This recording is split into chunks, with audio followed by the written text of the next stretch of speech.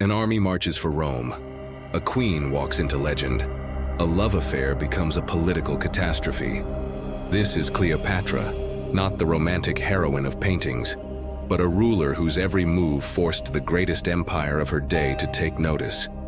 Who was she truly? Politician, goddess, seductress, or scapegoat? Tonight we trace a life at the crossroads of East and West. Cleopatra VII. Thea Philopater was born in Alexandria around 69 BCE, a city designed as the Hellenistic jewel of the Eastern Mediterranean. Her family, the Ptolemies, were Macedonian Greeks who had ruled Egypt since Alexander's general Ptolemy set himself up as pharaoh.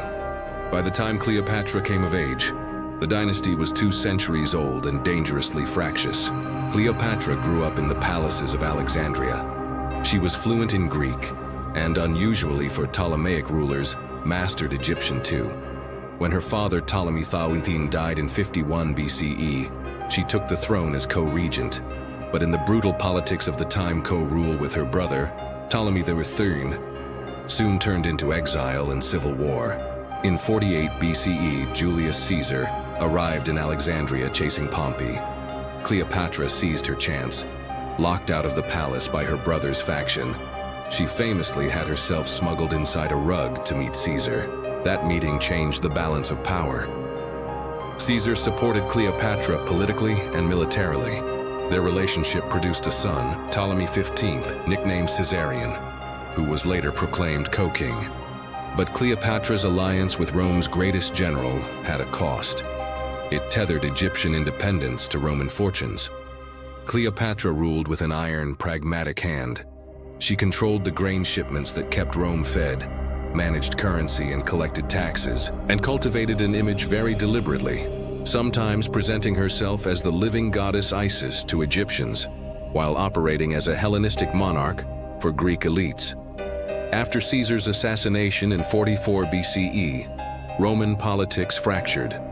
Cleopatra, now the mother of Caesarion, returned to Egypt while Rome slid into new power struggles. By 41 BCE, Mark Antony, one of Rome's triumvirs with Octavian and Lepidus, arrived in the east. Antony and Cleopatra's alliance quickly became both political and personal. Antony's lavish spending and his ostentatious relationship with Cleopatra enraged his Roman rivals. The episode called The Donations of Alexandria, in which Antony recognized Cleopatra's children as rulers of parts of the East, was used by Octavian as proof Antony had become an Eastern puppet. The decisive moment came at Actium, 31 BCE, a naval showdown off western Greece. Octavian's forces, commanded by Agrippa, defeated Antony and Cleopatra's fleet. Retreat followed. Alexandria was besieged, supplies choked, and Antony's position crumbled. In the aftermath, Antony fled to Cleopatra, misreading reports of her death and falling on his sword. Cleopatra, confronted with Octavian's inevitable victory, made a final, fateful decision. How did Cleopatra die? Ancient accounts tell different stories. Plutarch and others describe a self-inflicted death, the famous asp story, though modern scholars debate the exact method: snakebite, poison administered in a needle, or something else. What is clear is that when Cleopatra died in 30 BCE, it signaled the end of the Ptolemaic dynasty and the absorption of Egypt into Roman rule. Was it suicide to avoid humiliation, or a political act intended to secure her son's future? The historical record leaves room for interpretation. The Ptolemaic crown collapsed with the queen's body. After Cleopatra's death, Octavian ordered Caesarion, the last pharaoh, killed. Egypt's institutions would remain, but under Roman control it was now a province, its wealth feeding the new empire. Why does Cleopatra still fascinate us? Much of her image, the seductive, manipulative queen, comes not from Egyptian records but from Roman propaganda, later dramatists, and a centuries-long stream of art and literature. Writers like Plutarch, Octavian's propaganda, and Shakespeare's dramatizations shaped an image that may owe more to Roman politics than to Cleopatra's true rule.